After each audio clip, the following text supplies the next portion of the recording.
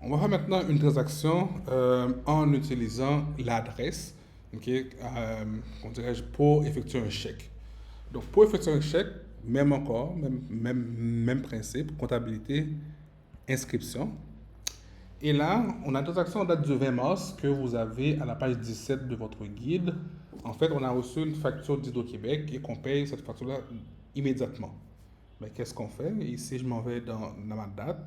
Je vais choisir d'abord ma date, qui est le 20 mars, la date de la transaction. Le numéro de chèque ici, on m'a dit que c'était le chèque 1013. Je vais inscrire 1013.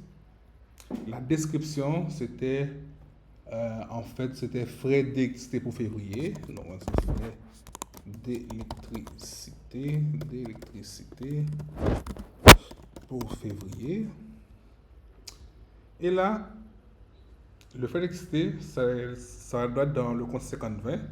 Encore une fois, dans mon compte, je vais choisir ici mon compte 5020.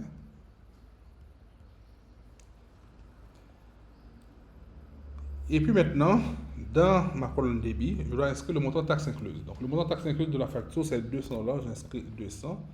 Et je vais taper Enter sur mon clavier.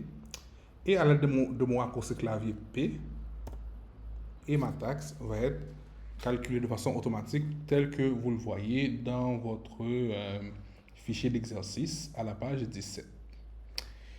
Et là maintenant, pour venir inscrire mon fournisseur qui est Hydro-Québec, mais je ne vais pas l'inscrire manuellement puisque mon fournisseur Hydro-Québec a déjà été enregistré dans le système.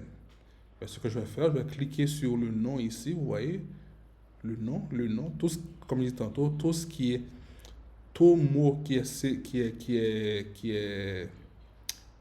surligné, ça vous amène à un autre champ, à une autre fenêtre. Donc ici, je clique dessus et ça m'amène à ma fenêtre d'adresse. Donc ici, c'est quelle adresse que je vais utiliser? C'est Hydro-Québec.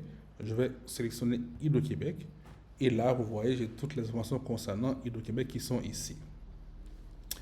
Et c'est un chèque que je veux imprimer immédiatement. Ben, je vais laisser ici à imprimer immédiatement. Et puis là, je vais cliquer sur enregistrer. Et là, mon chèque va apparaître. Ben, je vais l'appeler, par exemple, chèque 1013 que je veux enregistrer sur mon bureau. Et là, je fais enregistrer. Et là, c'est fait. Je ferme ma fenêtre. Si je veux aller consulter mon chèque, je vais aller chercher mon explorateur Windows. Je cherche mon bureau. J'ai mon chèque 1013 qui est là. Je double-clique dessus. Et là, vous voyez bien, j'ai mon chèque 1013 qui est bien imprimé.